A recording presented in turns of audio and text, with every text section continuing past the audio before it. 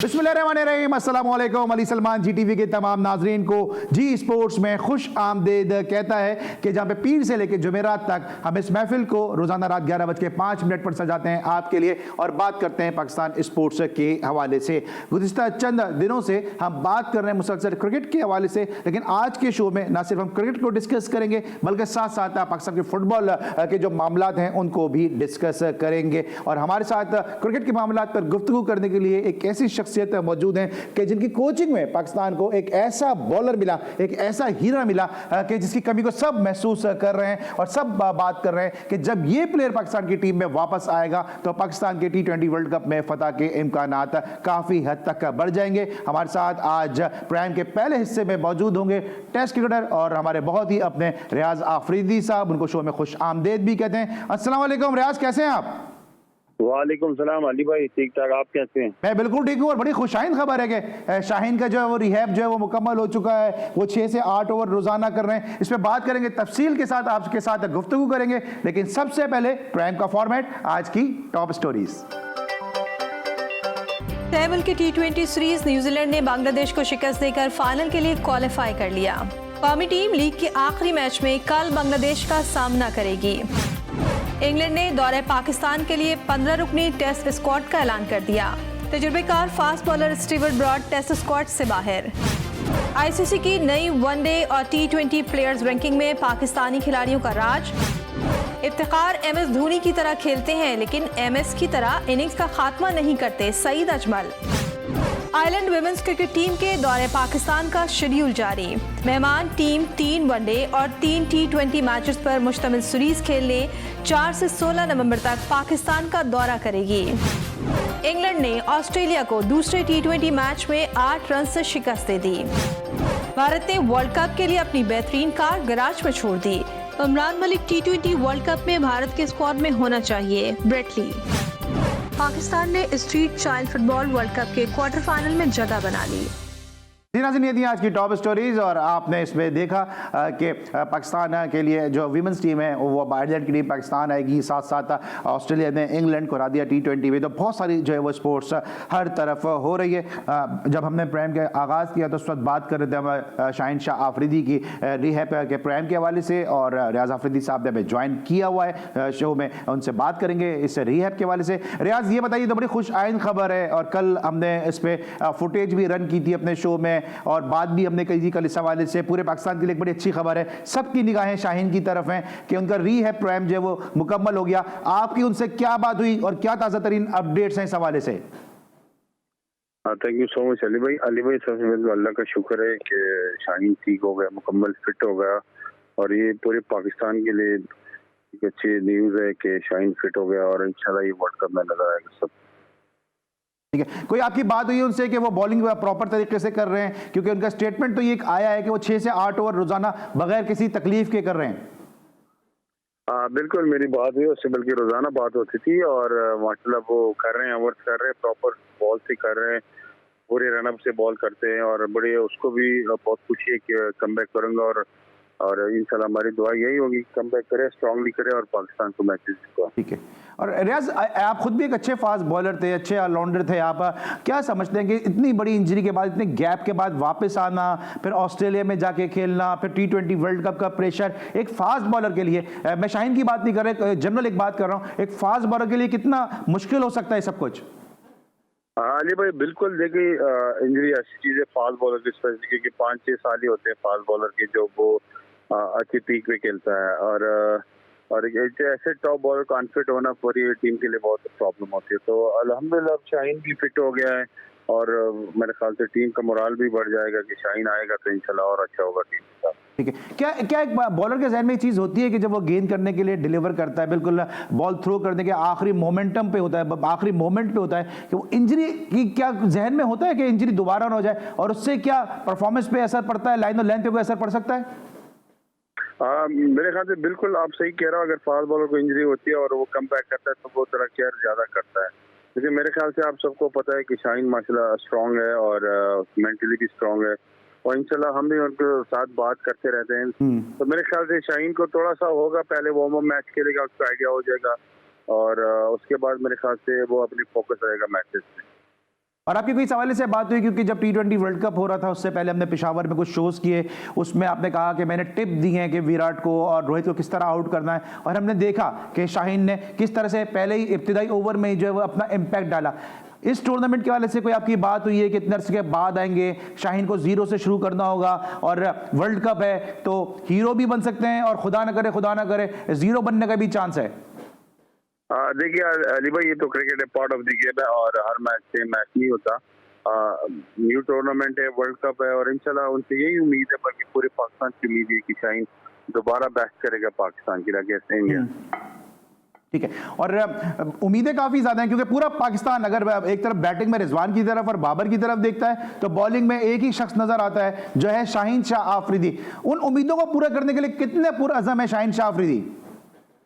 बिल्कुल यही बात होती है, और मैंने उसको बोला था कि आप बिल्कुल फ्री ऑफ माइंड से खेलेंगे, क्योंकि पूरे मुल्क के आपसे तवक्कात है कि इंशाल्लाह शाहीन कमबैक कर रहा है और दोबारा बैट करेगा पाकिस्तान के लिए। तो हम सबकी उम्मीदें तो है, इंशाल्लाह हमारी दुआएं, अम्मी अब्बू की दुआएं, तो वो बैट करे पाकिस्तान के लिए। ठीक है, और हम सब दुआ गो हैं कि अल्लाह ताला इसी तरह से कामयाबी अता करें शाहीन शाह आफरीदी को, इसी तरह से आप उनकी कोचिंग करते रहें। लेकिन रियाज, जो कुछ लोग फॉर्मर क्रिकेटर्स हैं वो ये बात कर रहे हैं कि शाहीन शाह को अभी अपनी बॉडी पे इतना स्ट्रेस नहीं डालना चाहिए, खासतौर से आकिब जावेद जो लाहौर कलंदर में उनके साथ शुरू से हैं, उनका ये कहना है कि इतना स्ट्रेस नहीं डालना चाहिए, थोड़ा रेस्ट करना चाहिए अपनी बॉडी पे, इतनी फटीग नहीं डालनी चाहिए।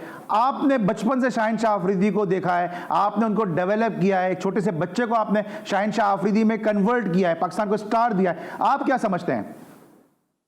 देखिए, जो मेरे सीनियर है मैं उसको कभी गलत नहीं कह सकता। बिल्कुल एक बॉडी होती है, मशीन नहीं है कि वो चलते रहे। मेरे ख्याल से तो रेस्ट होना चाहिए। और देखिए, मैं हर टाइम आपके साथ भी बात हुई कि शाहीन ऐसा लड़का है, माशाल्लाह यंग है, उसमें है इस टाइम पावर, फास्ट बॉलिंग की। अगर वो खेल सकता है, डिपेंड उनके माइंड पे करता है, तो मेरे ख्याल से वो अच्छा होता है। लेकिन अभी जो कमबैक करेगा इंजरी से, तो थोड़ा केयर करके वो अपनी बॉलिंग करेगा, और इंशाल्लाह अभी साइड मैच खेलेगा, उसमें उसको खुद ही पता चलेगा, और हमें भी इंशाल्लाह वो आगे टूर्नामेंट में इंशाल्लाह परफॉर्मेंस में नजर आएगा इंशाल्लाह। और बैटिंग में भी काफी बेहतरी कर रहे हैं, बैटिंग में भी काम कर रहे हैं, खाली बॉलिंग की प्रैक्टिस कर रहे हैं? नहीं, डेफिनेटली प्लस बैटिंग की बहुत वो कर रहा है। जब CSL गुजरा है उसके बाद जबरदस्त बैटिंग वो नॉकिंग करता है, लेकिन अपने फिलहाल अपने इंजरी से लेके वो थोड़ा हटा है। वो अपने फोकस आगे टूर्नामेंट वर्ल्ड कप के लिए उन्होंने माइंड बनाया, और हमने भी साथ में थोड़ी सी मशवरे दिए, तो वो उसी फोकस हुए हैं। ठीक है, और जैसे एक आम आदमी बात कर रहा है शाहीन शाह आफरीदी को लेके, मेरे साथ कल शो में मौजूद थे पाकिस्तान के former test cricketer Younis Ahmed, जो ऑस्ट्रेलिया में डोमेस्टिक क्रिकेट खेलें, और डॉन ब्रैडमैन ने उनको रिकमेंड किया था कि आप जाएं और ऑस्ट्रेलिया में डोमेस्टिक क्रिकेट खेलें। इस पाए के वो प्लेयर थे, उनका ये कहना है कि शाहीन शाह आफरीदी बड़ा इंपैक्ट डालेगा ऑस्ट्रेलिया में। जब इस किस्म की बातें आप तक, शाहीन तक, आपकी फैमिली तक पहुंचती हैं, तो कितना फख्र महसूस करते हैं, और फिर कितना जो है वो परफॉर्मेंस करने का जज्बा बढ़ जाता है? डेफिनेटली हम जिधर भी बैठते हैं और छोटे भाई की तारीफ होती है तो बंदा बिल्कुल खुश होता है, और हम और बूस्ट अप हमें मिल जाते। फिर हम यही बातें फिर जब शाहीन के साथ डिस्कस करते हैं तो वो हमसे ज्यादा फोकस होता है, और खुशी मिलती है उसको कि मेरे फैंस इतने लोग मुझे डिस्कस करते हैं और पॉजिटिव थिंक करते हैं। तो मेरे ख्याल से ये पूरी पाकिस्तान के लिए बेस्ट है। ठीक है, और ये तिला भी आप तक पहुंचती होंगी कि शाहीन शाह आफरीदी अगर IPL में जाते तो 15 करोड़ के होते, तो ये तो घर बैठे नुकसान हो गया। अली भाई देखिए, वो जब तक फिट है इससे डबल कमाएगा, और पहला पाकिस्तान में बात दूसरे लीग है, तो मेरा ख्याल अपॉर्चुनिटी पाकिस्तान को मिलनी चाहिए कि पाकिस्तान की लिए खेले वो। ठीक है, और रियाज आपसे गुफ्तगू कर रहा था तो मुझे याद आया कि अभी सईद अजमल ने एक स्टेटमेंट दिया, उन्होंने कहा कि इफ्तिखार जो है वो MS धोनी की तरह खेलते हैं, और आपने MS धोनी को आउट किया हुआ है। तो पहले तो ये बताइए कि जब वो MS धोनी को आपने आउट किया तो उस वक्त आपकी क्या फीलिंग थी, क्योंकि हर बॉलर के लिए वो एक मुश्किलात का बाइस बनने वाला बैट्समैन हमेशा से रहे। अली भाई देखिए, जब धोनी आया तो मेरा भी फर्स्ट टूर था, तो उस टाइम धोनी का इतना नाम नहीं था, लेकिन हाँ अभी वही वीडियो चल रही है सोशल मीडिया पे, तो लोग बड़े वो देख रहे थे, क्योंकि उस टाइम हमारे टाइम पे सोशल मीडिया था ही नहीं। तो प्राउड की बात है कि धोनी जैसा बैट्समैन और कैप्टन मेरे ख्याल से पूरे वर्ल्ड में बहुत कम है। ठीक है, और जरा सा पड़ोसी मुल्क की अगर हमने बात की है तो बताइए कि अभी ब्रैडली का एक स्टेटमेंट आया, उन्होंने कहा कि जो ऑस्ट्रेलिया में इंडिया को उमरान मलिक जैसे बॉलर की कमी महसूस होगी, बुमराह पहले ही जो है वो स्क्वाड का हिस्सा नहीं है, इंजरी के मसाइल से दो चार है इस वक्त इंडिया। ऐसे फास्ट बॉलर आपको क्या लगता है कि क्या मुश्किलात हो सकती हैं इंडिया को? हाँ डेफिनेटली, बिल्कुल, कि जो 2 स्टार बॉलर है उनके पास वो बॉलिंग ही नहीं हो, तो आप देखिए ज्यादातर मैचेस बॉलर ही जीतवाते हैं, तो मेरे ख्याल से उसके लिए बहुत नुकसान है, और उनका कोई कमबैक भी नहीं किया उसकी जगह पूरी की, तो मेरे ख्याल से है उनको प्रॉब्लम पड़ेगी इंडिया। ठीक है, और कोई मैसेज देना चाहेंगे आप शाहीन के फैन को, क्योंकि आप उनसे करीब हैं, उनके एक फादर फिगर हैं, मेंटोर हैं, कोच हैं, बड़े भाई हैं, तो लोग जानना चाहते हैं कि शाहीन शाह अफरीदी की इस वक्त सोच क्या है और इस वर्ल्ड कप को लेके वो किस तरह से तैयारी कर रहे हैं। देखिए, मेरे पूरे पाकिस्तान भाइयों से, बहनों से, माओ से यही है कि शाहीन के लिए दुआ करें। जिस तरह पाकिस्तान का नाम पूरी दुनिया में रोशन किया, और अल्लाह करे वो अभी ऐसी कम बैक करे और पूरी दुनिया में पाकिस्तान का नाम रोशन करे। पूरे मुल्क से दुआ की वो अपील है। Thank you. ठीक है, आखिरी सवाल है कि जब शाहीन शाह अफरीदी का रिहैब हो रहा था, मेरी आपसे ऑफ एयर भी काफ़ी गुफ्तगू रहती है, काफ़ी जो है वो हम बातचीत भी रहती है, तो आपने इस वक्त कहा कि पीसीबी बड़ा ख्याल रख रहा है शाहीन शाह अफरीदी का, तो थोड़ी सी एक बीच में जो मिसअंडरस्टैंडिंग सी एक पैदा हो गई थी। वो देखिए ना, वो मिसअंडरस्टैंडिंग हो जाती है, लेकिन जब हकीकत का पता चलता तो फिर आवाम को भी सामने पिक्चर नजर आता है। तो मेरे ख्याल से दोनों तरफ उसका ख्याल रखा जा रहा है, और वही उन सब की दुआएं भी हैं कि वो फिट हो गया, और हमें यही उम्मीद है कि इंशाल्लाह वो वर्ल्ड कप के लिए फिट हो जाए और आपके सामने इंशाल्लाह वो बिल्कुल।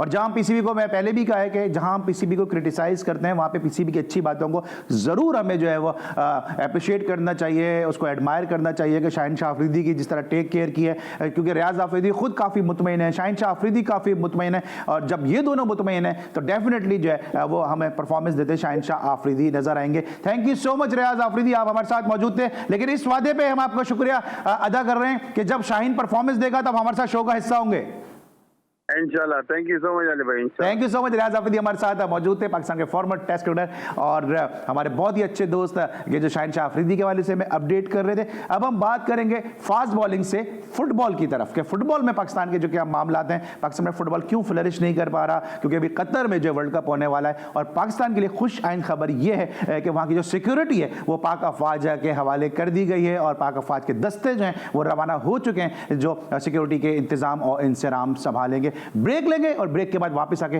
पाकिस्तान फुटबॉल और इंटरनेशनल फुटबॉल को डिस्कस करेंगे। मिलते हैं एक छोटे से ब्रेक के बाद।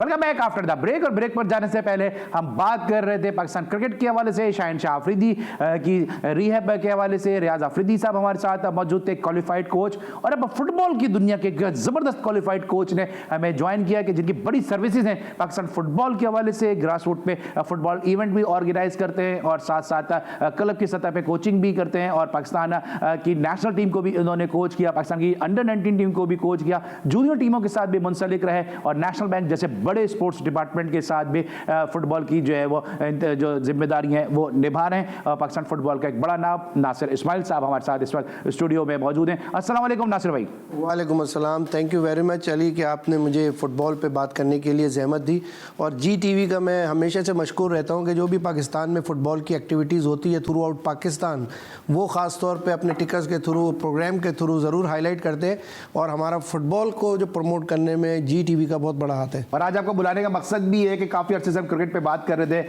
और हम देख रहे थे, हमारे पास खबरें आ रही थी कि पाकिस्तान की फुटबॉल जो है वो ठोकरों में है। क्यों पाकिस्तान की फुटबॉल फ्लरिश नहीं कर पा रही है, क्यों मामला हल नहीं हो पा रहे हैं, ऊपरी सतह पे भी, ग्रास रूट सतह पे भी मामला जो है वो हल होने का नाम ही नहीं ले रहे। क्योंकि जब जी स्पोर्ट्स की टीम ने, जी टीवी की टीम ने फुटबॉल को कवर किया, हमने देखा बहुत पोटेंशियल है, बहुत टैलेंट है।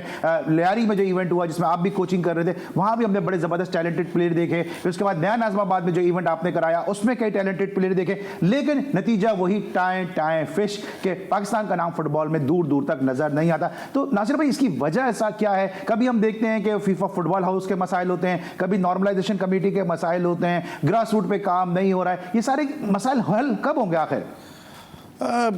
अली भाई, आपकी बात बिल्कुल बजा इसलिए है क्योंकि 2015 से 2022 अभी आ गया है, हमारे प्रॉब्लम्स जो हैं वो ख़त्म नहीं हो रहे हैं, और पाकिस्तान का जब तक एक परमानेंट इलेक्टेड सेटअप नहीं आके बैठेगा और वो अपना एक रोड मैप सेट नहीं करेगा, अपना एक गोल सेट नहीं करेगा, उस वक्त तक ये प्रॉब्लम्स रहेंगे। नॉर्मलाइजेशन कमेटी, अल्हम्दुलिल्लाह अल्लाह का शुक्र है कि फ़ीफ़ा ने पाकिस्तान के फ़ुटबॉल को बहाल किया। नॉर्मलाइजेशन कमेटी को पहले डिप्यूट किया जो हमज़ा खान की थी, उन्होंने 19 22 महीने निकाले, उन्होंने किसी किस्म की कोई भी ऐसी चीज़ जो इलेक्शन की तरफ जानी चाहिए, क्योंकि फर्स्ट प्रायोरिटी एक्शन होता है, डे टू डे अफेयर्स जो वो है वो सेकंड होते हैं, लेकिन उन्होंने डे टू डे अफेयर्स को प्रायोरिटी दी और इलेक्शन को प्रायोरिटी नहीं दी, जिसकी वजह से उनके ऊपर भी कई सारे मसले मसाइल आगे। फीफा ने नई कमेटी बनाई, नई कमेटी हारून मलिक साहब को कनाडा से एक ऐसी न्यूट्रल कमेटी जिसके 3 मेंबरान को आने से पहले कोई भी नहीं जानता था एक्सेप्ट 1% जिनका नाम है शाहिद खोकर। वो एक ऐसे आदमी थे जिन्होंने PFK के अंदर एज ए मार्केटिंग के हद में और क्लब लाइसेंसिंग के हद में डायरेक्टर में उन्होंने काम किया। तो उनके आने के बाद से फिर जो सुप्रीम कोर्ट की फेडरेशन, जो अशफाक शाह ग्रुप की फेडरेशन थी, उन्होंने दोबारा टेक ओवर कर लिया, फिर दोबारा सस्पेंशन हो गई, लेकिन अब अल्हम्दुलिल्लाह दोबारा फेडरेशन बहाल हुई है। नॉमिनेशन कमेटी लेकिन अभी जो नॉर्मलाइजेशन कमेटी की बात कर रहे हैं, हम ये देखते हैं कि नॉर्मलाइजेशन कमेटी हो सकता है कुछ काम कर रही हो, लेकिन ग्रास रूट पे कोई इस कमेटी का, क्या इन्होंने जब से टेक ओवर किया कोई काम नजर आ नहीं रहा है। बिल्कुल आपकी बात दुरुस्त इस वजह से है कि फीफा ने जो भी फंडिंग है वो PFF के अकाउंट में वो भेजती है, जो ऑफिशियल अकाउंट है। ऑफिशियल अकाउंट के ऊपर स्टिल अभी तक जो कब्जा है वो अशफाक शाह ग्रुप साहब का कब्जा है और वो इनको हैंड ओवर नहीं कर रहा है। उसकी आखिरी डेट अभी 5 अक्टूबर जो लास्ट गुजरा है, इसको उसकी डेट मौजूद थी। तो जब वकील आए तो उन्होंने आके ये एक्सक्यूज़ दे दिया जज को कि जी सीनियर वकील हमारे नहीं आए, जिसकी वजह से उन्होंने डेट मांग ली। मतलब वो ये है कि वो जो डायलॉग है तारीख पे तारीख वो वाला मामला चल रहा हैगा। लेकिन हमने पूरे सोशल मीडिया के थ्रू एक कैंपेन चलाई है और हमने रिक्वेस्ट की है, और मैं आज इस प्रोग्राम के तवज्जुद से अशफाक शाह साहब जो कि एक बड़ी ही उम्दा पर्सनैलिटी के आदमी है, आमिर डोगर साहब जो एक सियासी शख्सियत है, उनके साथ कर्नल फरासत, उनकी भी सर्विसेज रही हैं फुटबॉल में, शराफत बुखारी साहब, उनका भी एक फ़ुटबॉल में बड़ा रोल रहा है इस पाकिस्तान के फुटबॉल में। हम उनसे एक मुदबाना रिक्वेस्ट कर सकते हैं कि ये जो 2,500 बच्चा जो पाकिस्तान का बच्चे बच्चियाँ जो इस वक्त इंतज़ार कर रहे हैं इवेंट्स का, अगर ये अकाउंट्स आप हवाले कर दें नॉमिनेशन कमेटी के, तो हारून मलिक साहब ने वादा किया कि जिस दिन मुझे अकाउंट्स का कब्जा मिल जाएगा मैं फौरी तौर पर डोमेस्टिक एक्टिविटीज़ को स्टार्ट कर दूंगा।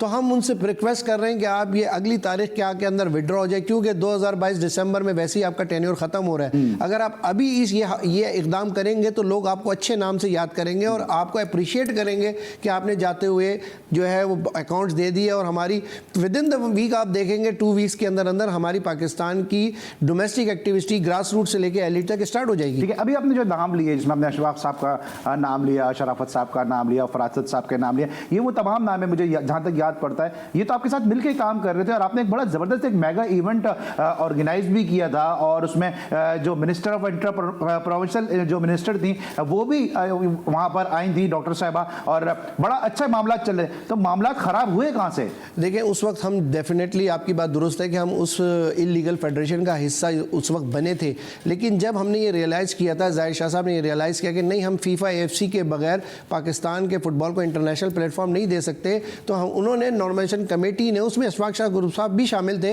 उन्होंने बड़ी खुश असलूबी के साथ फीफा की कमेटी को वेलकम किया, हमजा खान साहब की, और उनको तमाम अकाउंट्स और तमाम चीज़ें हैंड ओवर की कि आप with in the time period आप इलेक्शन करा के जो इलेक्टेड बॉडी है उसको आप अपना ये टेन्योर को, इसको ट्रांजिशन को कंप्लीट करके आप थैंक यू वेरी मच करें, ताकि हम प्रॉपर तरीके से पाकिस्तान के फुटबॉल की डेवलपमेंट करें। लेकिन अनफॉर्चुनेटली हुआ ये कि फिर उसके बाद अशफाक शाह ग्रुप और जाहिर शाह के दरमियान, ग्रुप के दरमियान भी कोई नाइत्तेफाकी, और वहाँ से जो झगड़ा चला है तो उसके बाद से वो झगड़ा अभी तक जारी है। और आप ये देखें कि उस झगड़े की वजह से पाकिस्तान का फुटबॉल इतना पीछे चला गया है कि हम 211 या 212 मुल्कों में हम अभी भी 208 या 209वें नंबर पर, जबकि इतना टैलेंट, इतना पोटेंशियल है। ब्रेक पे मैं जाऊंगा, लेकिन इसको यहीं सम अप करेंगे। अभी आपने कहा कि दिसंबर में इनका टेन्योर खत्म हो रहा है, तो क्या आपको ऐसा लगता है कि हमारे जो एक स्टे की भी तो कहानी है ना, कि स्टे भी तो ले लिया जाता है, अगर क्या स्टे लेने की कोई इम्कानात हैं, आईनी कानूनी तौर पर स्टे लिया जा सकता है, और अगर स्टे ले लें तो फिर क्या सूरत हाल होगी? नहीं, इसमें बिल्कुल भी स्टे की गुंजाइश इसलिए नहीं है क्योंकि टेन्योर ही खत्म हो रहा है ना। जब एक टर्म आपकी खत्म हो जाती है तो उसके आगे कोई स्टे की गुंजाइश ही नहीं है। वो सीधी सी बात यह है कि वो इलेक्शन करा नहीं सकते, क्योंकि कोर्ट के क्लियर ऑर्डर है सुप्रीम कोर्ट के कि इसके बाद कोई इलेक्शन नहीं होंगे हमारे अंडर में। जो फीफा की बॉडी यहाँ पे काम कर रही है वही पाबंद है इलेक्शन कराने के। हाँ, अगर वो फेयर एंड फ्री इलेक्शन नहीं कराते, वो किसी जगह पे फॉर्जरी करते हैं या किसी जगह के ऊपर वो ऐसा काम करते हैं जो आइन और कानून के ख़िलाफ़ हो, फीफा के स्टैचूज़ के ख़िलाफ़ हो, PFF के आइन के ख़िलाफ़ हो, तब जाके वो मामला ख़राब हो सकते हैं और फिर दोबारा कोई ना कोई आके अगर इसमें ख़राबी पैदा करेगा तो फीफा के पास एक सिंपल हल होता है, एक छोटा सा टिकट चलता है कि जी पाकिस्तान की रुकनीत मुअत्तल कर दी और उसके बाद फिर हम अपने घर में बैठे रहेंगे जैसे पिछले 8 सालों से बैठे हुए। हमारे प्लेयर सद्दाम और ईसा जैसे प्लेयर और जो दीगर प्लेयर हैं वो फिर लीग खेलने से भी जो है वो महरूम रह जाते हैं। इस वजह हम एक ब्रेक, और जब ब्रेक के बाद वापस आएंगे तो बात करेंगे कुछ जो कतर में वर्ल्ड कप खेला जाने वाला है उसके हवाले से पाकिस्तान की अफवाज की खिदमत हासिल की गई हैं, हमारे लिए बड़ी प्राइड की बात है। लेकिन दूसरी तरफ हम देख रहे हैं कि जो कैंप लगा हुआ था वो भी नागुज़ीर वजूहात की बुनियाद पर ख़त्म कर दिया गया। मिलते हैं छोटे से ब्रेक के बाद।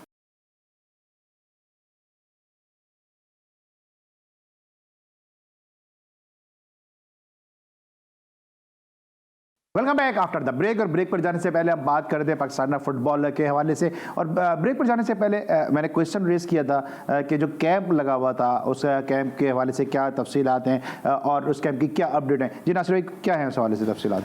देखिए, कैंप जो ये पाकिस्तान फुटबॉल टीम का सीनियर टीम का लगाया गया लाहौर में, इस वक्त वो कैंप जारी है और अभी कुछ रूमर्स आई हैं, ख़बरें सोशल मीडिया पे चल रही हैं कि जी बग़ैर किसी रीज़न के जो है वो कैंप को ख़त्म कर दिया गया है।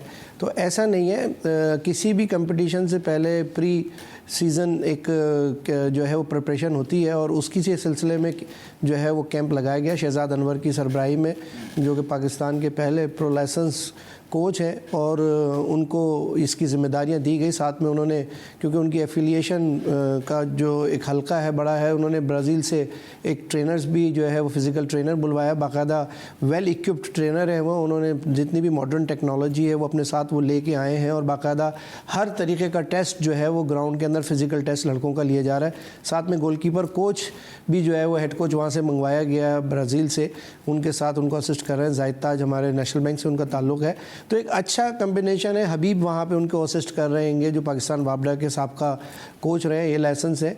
तो कैंप इस वक्त अपने उरूज पे जारी है और लड़कों की फ़िटनेस और लड़कों की तमाम चीज़ें टेक्निकल टैक्टिकल उनके ऊपर काम हो रहा है। क्योंकि जब एक लंबा पीरियड, क्योंकि पाकिस्तान फुटबॉल फेडरेशन ने NC ने कई मुल्कों को रिक्वेस्ट भेजी थी मैचेस के लिए, फीफा फ्रेंडलीज के लिए, लेकिन जब हमारी सस्पेंशन लिफ्ट हुई है तो हम बहुत ज़्यादा लेट थे। तो तमाम टीमें 6-6 महीने पहले अपनी अपनी स्केड्यूलिंग हो चुकी थी। अच्छा नासिर भाई, जिससे क्रिकेट में हम बात करते हैं कि फॉरेन कोचेस की क्या ज़रूरत है, क्रिकेट में फॉरेन कोचेस आते हैं, इसी तरह भी हम देख रहे हैं कि हमारे पास ईसा जैसा जो गोलकीपर मौजूद है, जाहिद ताज की आपने बात की है। अब ब्राज़ील का कोच आया, एक अच्छी चीज़ है कि ब्राज़ील का कोच आएगा, यहाँ पे कोचिंग करेंगे, अपने टिप्स देंगे, लेकिन जो हमारे प्लेयर्स की डायनेमिक्स है वो आप जैसे जो ग्रास रूट के लोग हैं वो ज़्यादा बेहतर समझते हैं। तो ये जो शॉर्ट टर्म के लिए कोचेस आते हैं, आपको नहीं लगता कि थोड़ा सा इनका स्पैन बढ़ाना चाहिए, टेन्योर इनका बढ़ाना चाहिए? देखिए, डेफिनेटली मैं समझता हूँ कि सिर्फ फॉरेन कोचेस का ही टेन्योर नहीं बढ़ाना चाहिए, जो हमारे डोमेस्टिक, हमारे जो लोकल कोचेस हैं उनको भी वही फैसिलिटेशन मिलनी चाहिए कि जो कि एक फ़ॉरेन कोच को मिलती है। हमारे यहाँ प्रॉब्लम क्या होता है मैं आपको बताऊँ कि हम, जब मैं खुद अपनी ज़ाती बात करता हूँ, जब हम नेशनल टीम के को as a head coach represent कर रहे होते हैं और साथ ही साथ अगर एक सीनियर टीम को एक फॉरेन कोच रिप्रेजेंट कर रहा होता है, एक वक्त में इस दफ़ा ऐसा हुआ है कि मेरा जूनियर टीम का भी कैंप लगा हुआ है और सीनियर का भी कैंप लगा हुआ है। और जब मेरी प्रिपरेशन है, मैं मैच मांगता हूं कि भाई मेरी इस प्रिपरेशन को 2 फेसेस में करें कि हम 20 दिन का कैंप करने के बाद हमको 3 इंटरनेशनल मैचेस का एक एक्सपोजर दिया जाए इस गल्फ़ रीजन, यानी जिस रीजन में हम खेलने जा रहे हैं उससे बेहतर टीमों से, ताकि जब हम उससे बेहतर टीमों से खेल के 20 दिन के बाद वापस आएँ तो हमारे इस पूल के बाद हम फिर उनकी एवेल्यूएशन करें कि भाई इन लड़कों में और जो लड़के हम यहाँ छोड़ के गए हैं उन लड़कों में कौन बेस्ट है। तो वहाँ के जो बेस्ट परफॉर्मर हो हम उनको कंटिन्यू करें, और जो लड़के कि जो कैंप में ऐसा महसूस होता था कि ये बेस्ट परफॉर्मर है, लेकिन जब उनको इंटरनेशनल मैच में डाला गया तो वो टोटल 0 नज़र आए।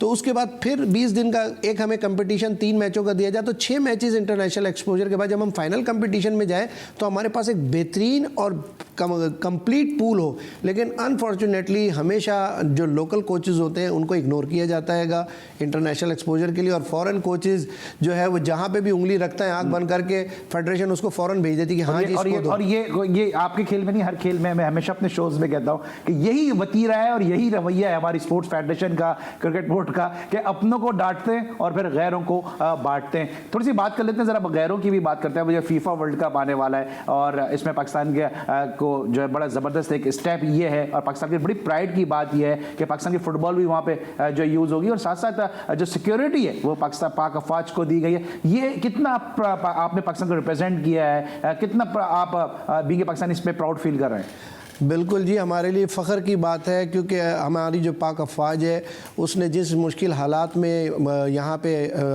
जो सामना किया है हमारे पास टेररिज्म का, तो इसमें वो एक्सपर्ट हो गए हैं। तो इन चीज़ों को देखते हुए कतर ने हमारी पाक फ़ौज को बुलाया, और बाकायदा ऐसे नहीं है कि बाकायदा वहाँ पे, क्योंकि जो ये गन फैक्टर है ना, तो ग्राउंड के अंदर आप जब भी देखें, हम जब भी यहाँ कोई डोमेस्टिक इवेंट करते हैं तो हमारी जितने भी सिक्योरिटी पे मामूल लोग होते हैं वो गन स्क्रीन पे शो हो रही होती है। लेकिन अगर आप कोई भी इंटरनेशनल इवेंट देखें, यूएफए चैंपियंस लीग देखें, आप स्पेनिश लीग देखें, कोई भी लीग देखें, उसमें आपको कभी भी जो स्क्रीन के ऊपर वेपन नजर नहीं आएगा। तो इसीलिए उन्होंने यहाँ पे फीफा का एक सिक्योरिटी वफ्द पहले यहाँ भेजा, और हमारे पाक फौज के तमाम अफसरान, हमारे जवानों को उन्होंने एजुकेट किया, उन्होंने बताया कि भाई इस तरीके से हम आपसे सिक्योरिटी चाहते हैं। इसमें फिर प्रोडक्शन क्रू का भी तो वो होता है कि वो क्या शॉट कैप्चर करना है, क्या शॉट कैप्चर नहीं करना। अब थोड़ा सा मेसी के वाले से बात कर लेते हैं कि मेसी का ये लास्ट वर्ल्ड कप होगा। फिर अभी कल हम बात करते हैं कि क्रिस्टियानो रोनाल्डो ने जो क्लब में 700 गोल स्कोर किए हैं। इन दोनों के कैरियर के वाले से अगर मुख्तसर आप बात करना चाहें। लेकिन दोनों दुनिया के टॉप लेजेंड्स जिनको कहते हैं ना, जो हिस्ट्री मेकर्स कहते हैं कि दोनों हैं, लेकिन दोनों में फ़र्क अगर आप देखें ना कि रोनाल्डो के अंदर जो क्वालिटीज़ हैं और मेसी में जो क्वालिटीज़ हैं उनमें कुछ एक बेसिक फ़र्क ये है कि रोनाल्डो बोथ फुटेड प्लेयर है। अगर आप उसके स्कोर देखें तो वो बोथ फुटेड प्लेयर है, उसके राइट और लेफ्ट जिस पैर पे भी बॉल आती है वो एक्यूरेट शूट करता है, एक्यूरेट फिनिश करता है, और ये नहीं महसूस होता प्लेयर उससे इस वजह से कंफ्यूज होते हैं कि हम इसको राइट पे रोकें या लेफ्ट पे रोकें।